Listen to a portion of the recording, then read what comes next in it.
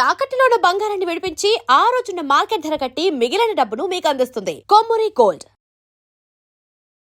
నమస్తే, welcome to V media. This is Swamy Kolla. ఈరోజు social మీడియాలో ఎక్కడ చూసినా యాంకర్ అండ్ యాక్ట్రెస్ విష్ణుప్రియ చేసిన కామెంట్స్ వైరల్ అవుతున్నాయి. దీని గురించి మాట్లాడేందుకు మనతో political analyst and social activist Krishnakumari గారు ఉన్నారు. ఆమెను అడిగి మరిన్ని విషయాలు తెలుసుకుందాం. నమస్తే అమ్మ. నమస్తే. రోజు పెయిడ్ సబ్స్క్రిప్షన్స్ గురించి అప్పుడు వివాదం జరిగింది. ఆమె కేసులు పెట్టింది, చాలా ఇష్యూస్ వేసింది. నా గురించి ఎవరు టార్గెట్ చేయొద్దు నేను అని ఒక టైప్ ఆఫ్ వార్నింగ్ ఇచ్చింది యూట్యూబర్స్కి కావచ్చు, సోషల్ మీడియా ఇన్వాల్వ్. కానీ ఈరోజు పెయిడ్ సబ్స్క్రిప్షన్లకి ఆమె అందించే కంటెంట్ ఎంత వల్గర్గా ఉందంటే ఆ భాష కూడా. సో దీనికి ఈరోజు వరకు మరి తను ఆన్సర్ చేయలేకపోతుంది.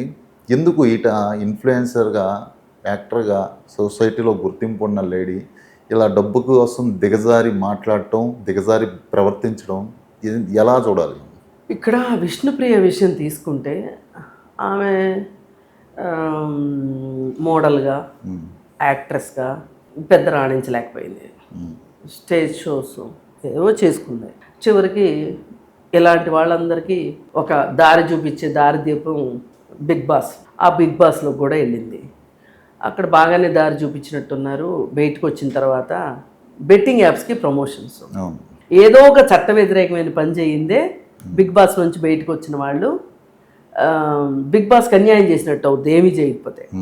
సరే వచ్చింది, చేసింది. సరే దాని మీద ఒక వ్యతిరేకత వచ్చింది. ఏది?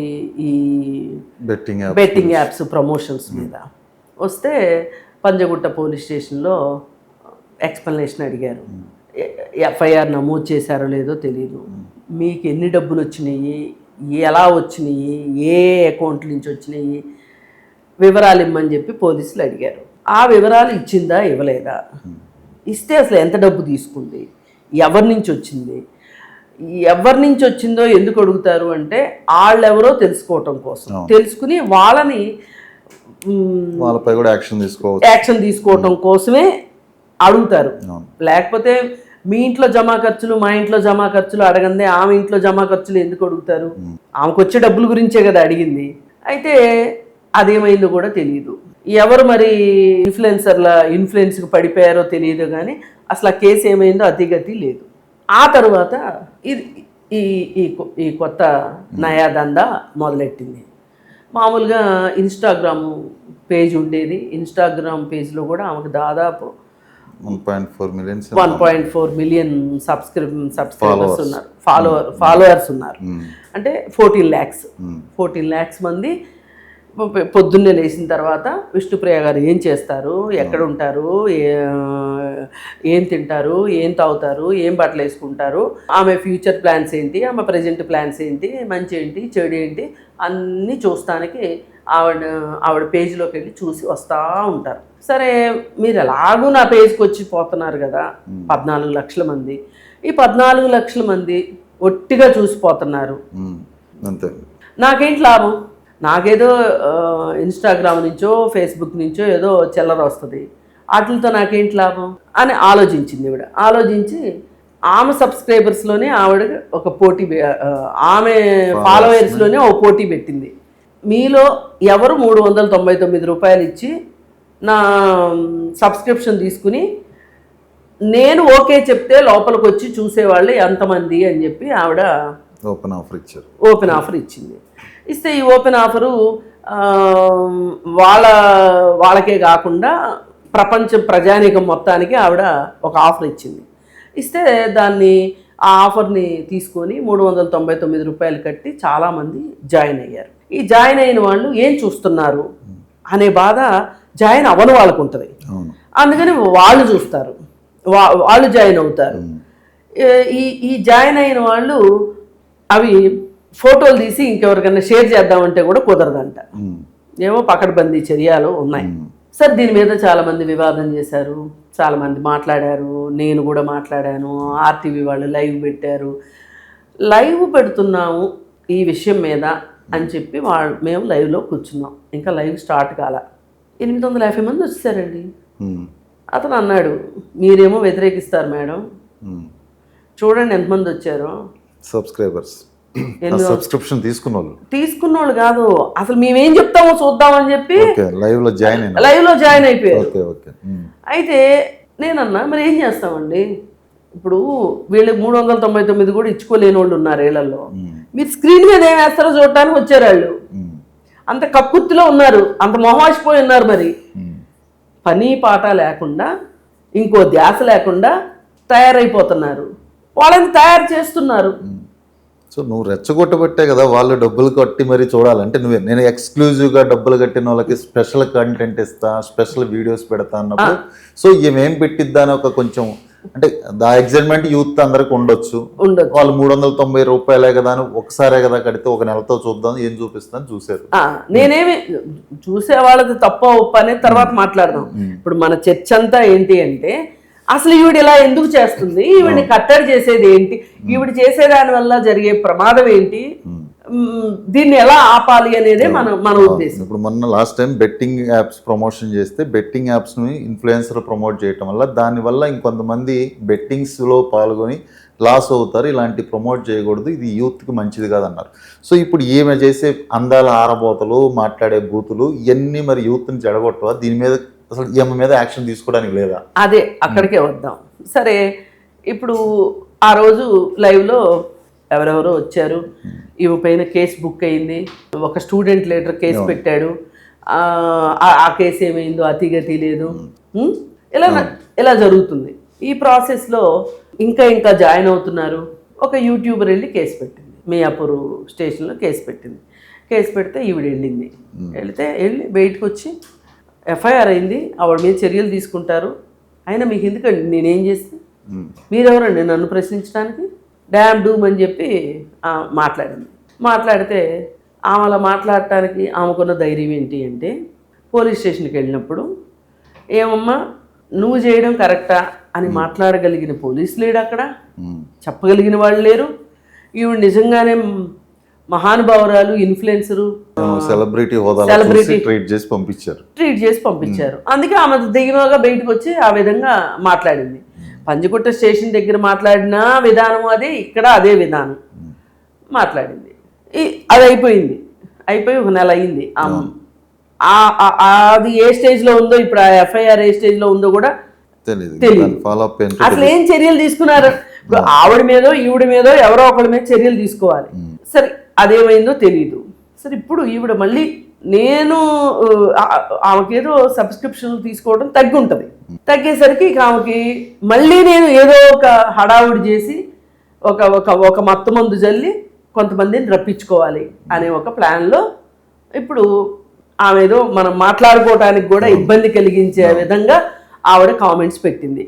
ఇది అందరికీ తెలిసిన విషయం. దీనికి ఇప్పుడు ఏంటి చేయాలి? పోలీస్ స్టేషన్కి పోలీసులు తీసుకోవాల్సిన చర్యలు కావచ్చు, లేదు వాళ్ళు డైరెక్ట్గా తీసుకునే అవకాశం లేకపోతే చట్టం ద్వారా తీసుకునేటట్లు, అంటే కోర్టుకి సబ్మిట్ చేసేటట్లుగా చేసే వ్యవహారం లేదా మన దగ్గర, అంటే ఆ మాదిరి యంత్రాంగం లేదా మన దగ్గర, ఆ ప్లాన్ ఆఫ్ యాక్షన్ లేదా, ఉంటే ఇలా ఎందుకు అవుతుంది అనేది మనం ఇప్పుడు ప్రశ్నించదలుచుకుంది. ఇప్పుడు ఆ వేళ పంజగుట్ట పోలీస్ స్టేషన్కి వెళ్ళి వాళ్ళు పిలిపించారు కదా ఇవన్నీ. ఆ రోజు ఈ సోషల్ మీడియాలో ఈ విధంగా మీరు ప్రమోషన్స్ చేయటం తప్పు అంటే, అవును నేను చెయ్యను అని చెప్పి బయటకు వచ్చి, ఇప్పుడు ఇది కూడా ఒక ప్రమోషనే కదా, ఈ ప్రమోషన్ చేయాల్సిన అవసరం, చేసేంత ధైర్యం ఎలా వచ్చింది?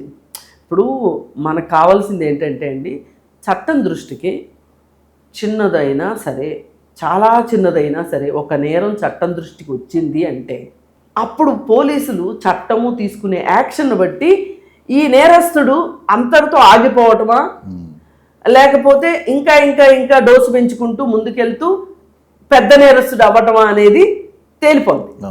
అంటే ఇక్కడ అర్థమైంది ఏంటంటే మనకి, ఆమె ఆ రోజు చేసిన దానికి ఆమె పైన సరైన యాక్షన్స్ లేవు కాబట్టే ఆమె ఈ కొత్త రకం దందాకి తెరదీసింది. అంటే ఇంకాస్త తొండ ముదిరి ఊసర వెళ్ళి అయిపోయింది. ఇప్పుడు ఈ ఊసర వెళ్ళి రోజుకో రంగు మారుస్తుంది. దీనికి కారణం ఖచ్చితంగా చట్టందే తప్పు. నేనైతే విష్ణుప్రియ దోషి అనే దానికంటే కూడా చట్టం దృష్టికి వచ్చేసిన తర్వాత నేరస్తుడు కావచ్చు, నేరం పడినవాడు కావచ్చు, అతను అలా ఉంటాడు, కానీ యాక్షన్ తీసుకోవాల్సింది ఎవరు? చట్టం కావచ్చు, చట్టాన్ని వాడే ప్రతినిధులు కావచ్చు, ఈ యంత్రాంగమే తీసుకోవాల్సింది, యంత్రాంగమే బాధ్యత వహించాలి. ఇప్పుడు ఈమె సబ్స్క్రిప్షన్స్ మొదలుపెట్టిన దానికి, మొదలుపెట్టిన దగ్గర నుంచి జరిగిన దానికి మొత్తానికి చట్టందే బాధ్యత అంట. నేను ఇప్పుడు సజ్జనార్ గారు కూడా చెప్తుంటారు, డేటింగ్ యాప్స్ అని ప్రమోట్ చేస్తున్నారు, అలాంటి వాటిని నమ్మొద్దు అలాంటి అని.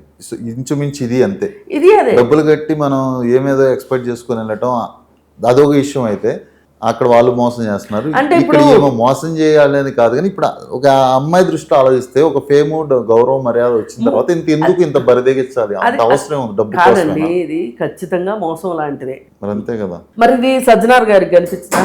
లేదు. సజ్జనార్ గారు ఒక దగ్గరికి వెళ్తే మంగిలితో దిగినట్టు ఈమెతో కూడా ఫోటో దిగి ఈమె రిలీజ్ చేసుకుంది అనుకోండి, ఇంకా మాలాంటి వాళ్ళని కూడా నోరు మూసుకోవాల్సిందే. ఇప్పుడు మాట్లాడుతున్న వాళ్ళని కూడా నోరు మూసుకోవాల్సిందే, అంతేగా.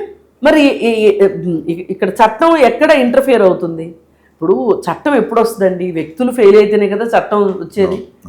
అసలు పైగా నాకు ఇంకో బాధాకరమైన విషయం ఏంటంటే, అసలు ఆవిడ ఇన్ఫ్లుయెన్సర్ అంటున్నారు. అసలు ఇన్ఫ్లుయెన్సర్ అంటే ఏంటండి? అర్థం ఏంటి? ప్రభావశీలమైన వ్యక్తులు, నలుగురిని ఇన్స్పైర్ చేసేవాళ్ళు. ఈ ఇన్స్పిరేషన్ ఏంటండి? అసలు ఆమె ఫక్తు సెలబ్రిటీ అంతే, ఇందులో రెండో మాట లేదు.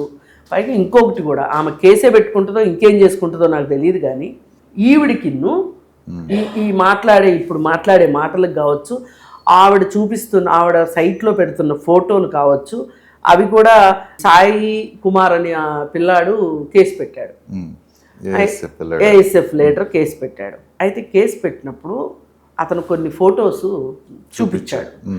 చూపిస్తే పరమ జగుత్సాకరంగా ఉన్నాయి ఆ ఫోటోలు. మరి ఆ ఫోటోలు చూపించి ఆవిడ ఆన్లైన్లో రెచ్చగొడుతున్నప్పుడు రోడ్డు పక్కన ప్రాస్టిట్యూట్స్ కూర్చొని వీటిని ఆకర్షిస్తున్నారు, న్యూసెన్స్ క్రియేట్ చేస్తున్నారు అని పోలీసులు వాళ్ళని కొట్టుకుంటూ తీసుకుని వెళ్ళి కోర్టులో ప్రొడ్యూస్ చేసి రిమాండ్కి పంపిస్తారు. ఎక్కడికి? చెంచులు కూడా జైలుకి పంపిస్తారు. పంపిస్తే వాళ్ళు 14 రోజులో ఎన్ని రోజులు రిమాండ్ అయిపోయిన తర్వాత వాళ్ళ తాలూకా వాళ్ళని బతిమలాడుకుని బామాలుకుని వాళ్ళు బెయిల్ తీసుకొని బయటికి రావాలి. బెయిల్ ఇవ్వాలి అని అంటే 10,000 ఇద్దరు పూచీకత్తు రావాలి. మరి ఇప్పుడు వాళ్ళు చేసింది నేరం అయినప్పుడు ఈవిడ చేసింది నేరం కాదా? వాళ్ళు సెలబ్రిటీలు కాదు, ఇది సెలబ్రిటీ కదా. అదే మరి డిఫరెన్స్ అదే. ఇప్పుడు సామాన్యుడికి ఒక న్యాయము, సెలబ్రిటీకి ఒక న్యాయమా అంటే ఇది క్లియర్ ఎగ్జాంపుల్. మరి చట్టంకి కళ్ళు లేవా, చెవులు లేవా, ఏం లేవు? ఎందుకు మాట్లాడదు?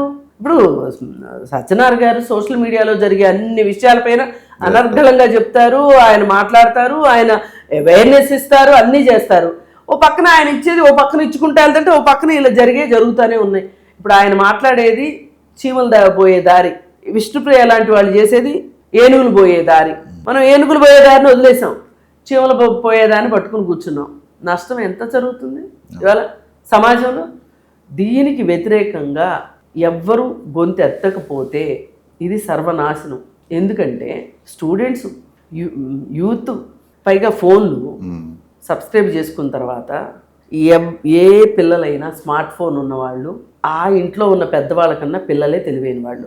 ఫోన్ విషయంలో మట్టుకు పిల్లలు సబ్స్క్రైబ్ చేసుకోవట్లేదని మనం అనుకుంటే దానంత అమాయకత్వం ఇంకోటి లేదు. అలాంటి సంఘటనలు కూడా జరిగింది. పిల్లలు పబ్జి ఆడుతూ వాళ్ళ నాన్న అకౌంట్ లోంచి పేమెంట్ కొట్టేసి అకౌంట్ లోంచి డబ్బులు పోయి ఇవన్నీ చూసాం కదా. మరి అందుకని ఈ ప్రమాదాన్ని అరికట్టడానికి సజ్జనార్ గారు ఎందుకు బయటికి రావట్లేదు? మీరు ట్యాగ్ చేసినా ఓకే, నాకేం భయం లేదు. ఓపెన్గా సోషల్ మీడియాలో ట్యాగ్ చేయండి. సజ్జనార్ గారు ఎందుకు పట్టించుకోరు? అబ్సినిటీ న్యూడిటీకి క్లాజ్ కింద, ఆ చట్టం కింద అప్లై అవుతుంది ఖచ్చితంగా.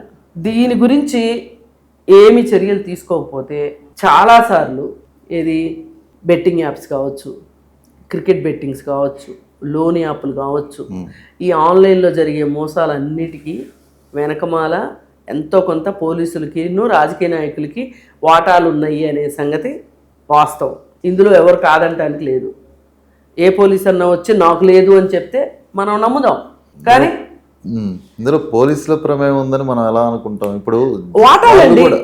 వాళ్ళు కూడా అవేర్నెస్ క్రియేట్ చేయడం కోసమే చాలా రకాలుగా డేటింగ్ యాప్స్ గురించి, బెట్టింగ్ యాప్స్ గురించి కేసులు ఫైల్ చేస్తానే ఉన్నారు. అలా కాదండి, ఎంత ఫైల్ చేసినా జరుగుతున్నాయి కదా, జరుగుతున్నాయి కదా, డబ్బులు ఈ దేశం దాటి వెళ్తున్నాయి కదా, ఈ ఆన్లైన్ మోసాల్లో కావచ్చు, లేకపోతే ఈ ఫోన్ ద్వారా ఈ కంపెనీలు కొట్టేసే డబ్బులు కావచ్చు, ఇవన్నీ బయటికి వెళ్తున్నాయి కదా, నేరస్తులు కాపాడబడుతున్నారు కదా. మరి దీనిలో రాజకీయ నాయకులకి, పోలీసులకి, అధికారులకి వాటాలు లేకుండానే జరుగుతున్నాయి అంటారా? ఇప్పుడు ఈ ఇన్సిడెంట్లో మీకు వేరే అన్ని కనిపించినప్పుడు ఇది ఎందుకు కనిపించలేదు? దీని మీద ఒక్క మాట ఎందుకు మాట్లాడట్లేదు? ఇప్పుడు జనరల్గా అవేర్నెస్ ఎలా ఉంటుందంటే, ఇప్పుడు మోసం చేసిన వాళ్ళకంటే మోసపోయిన వాళ్ళకే ఎక్కువ ఏం చెప్తున్నారంటే, ఇలాంటి వాటికి ఆశపడొద్దు, ఇలాంటి వాటిని నమ్మొద్దు అని, మనకు మోసపోవద్దు అని చెప్తున్నారు. కానీ మోసం చేసే వాళ్ళు మాత్రం రోజు ఏదో ఒకటి. మొన్న నందూస్ వీసాల డబ్బులు, వీసాల కేసు అంటే లాస్ట్ టైం ఆశూర్ రెడ్డి కూడా ఒక అతన్ని, నేను యూకేలో ఉన్న అతను పెళ్లి చేసుకుంటానని ₹1,00,00,000 తీసుకుంది. ఇప్పుడు మోసపోయిన 9.5 కోట్లు.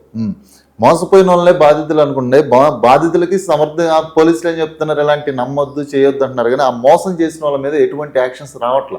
కాదండి, ఇప్పుడు సైబర్ క్రైమ్ ద్వారా ఇన్ని డబ్బులు మోసాలు జరుగుతున్నాయి, మేము ఇన్ని డబ్బులు పట్టుకున్నాము అని చెప్తున్నారు. ఈ పట్టుకోని డబ్బుల సంగతి ఏంటి? బయటికి వెళ్ళిపోయిన డబ్బుల్ని తీసుకొచ్చే అవకాశం ఉందా లేదా? ఇవన్నీ మాట్లాడాల్సి, అడ్రస్ చేయాల్సిన విషయాలే కదా.